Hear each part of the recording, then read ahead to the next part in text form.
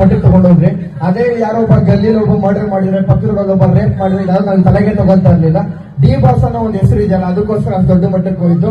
ಬರ್ತಾನೆ, ತೊಂದರೆ ಇಲ್ಲ. ಕಿಂಗ್ ಎಲ್ಲೇ ಇದ್ರು ಕಿಂಗೆ, ರಾಜ ಯಾವತ್ತಿದ್ರು ರಾಜನೇ, ಯಾವುದು ತಲೆ ನಡೆಸ್ಕೊಳ್ಳೋದು ಬೇಕಾಗಿಲ್ಲ. 100 ಜನ 100 ಹೇಳ್ಬೋದು.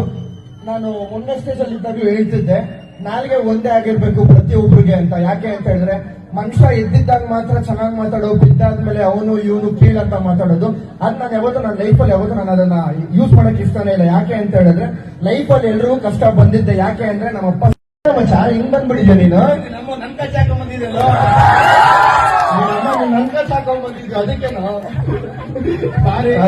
ಸಾರಿ.